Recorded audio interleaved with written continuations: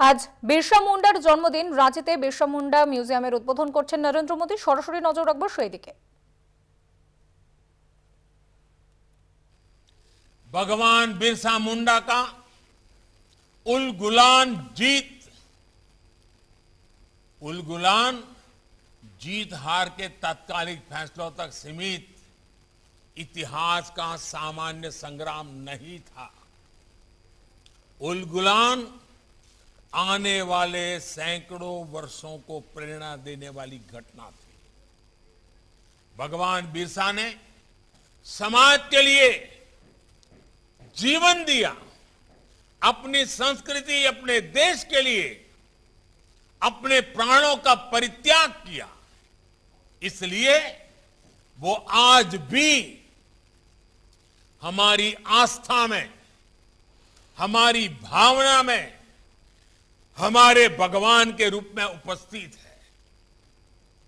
और इसलिए आज जब हम देश के विकास में भागीदार बन रहे आदिवासी समाज को देखते हैं, दुनिया में पर्यावरण को लेकर अपने भारत को नेतृत्व करते हुए देखते हैं, तो हमें भगवान बिरसा मुंडा का चेहरा प्रत्यक्ष दिखाई देता है। उनका आशीर्वाद अपने सिर पर महसूस होता है। आदिवासी हुदारेया अपना दोस्तूर एनएम सुयाल को सदैव गोंपे रखा, जो तो न करा। यही काम आज हमारा भारत पूरे विश्व के लिए भी कर रहा है। साथियों, हम सभी के लिए भगवान बिरसा एक व्यक्ति नहीं, एक परंपरा है। वो उस जीवन दर्शन का प्रतिरूप है जो सदियों से भारत की आत्मा का हिस्सा रहा है। हम उन्हें यूं ही धरती आबा नहीं कहते। जिस समय हमारे राष्ट्रपिता महात्मा गांधी दक्षिण अफ्रीका में रंग भेद के खिलाफ मानवता की आवाज बन रहे थे,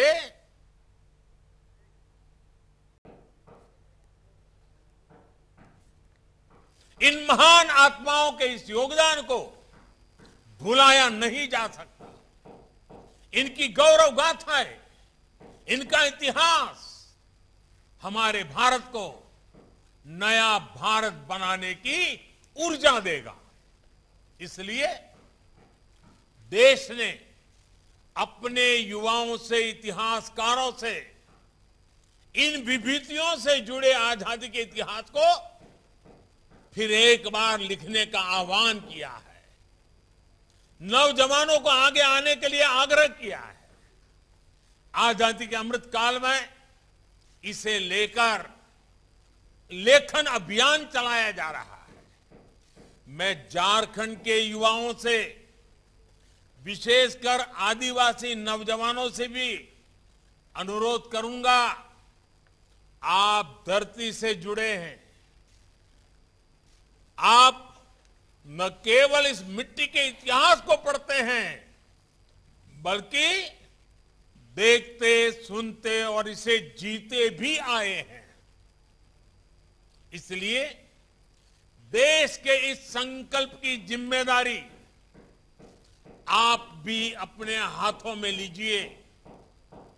आप स्वाधीनता संग्राम से जुड़े इतिहास पर शोध कर सकते हैं, किताब लिख सकते हैं।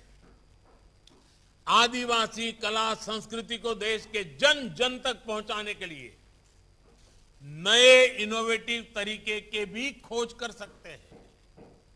अब ये हमारी जिम्मेदारी है कि अपनी प्राचीन विरासत को, अपने इतिहास को नई चेतना दे। साथियों, भगवान बिरसा मुंडा ने आदिवासी समाज के लिए अस्तित्व, अस्मिता और आत्मनिर्भरता का सपना देखा था। आज देश भी इसी संकल्प को लेकर के आगे बढ़ रहा है।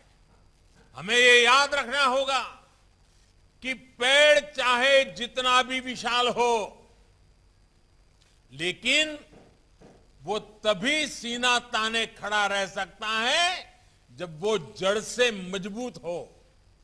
इसलिए आत्मनिर्भर भारत अपनी जड़ों से जुड़ने, अपनी जड़ों को मजबूत करने का भी संकल्प है। ये संकल्प हम सबके प्रयास से पूरा होगा। मुझे पूरा भरोसा है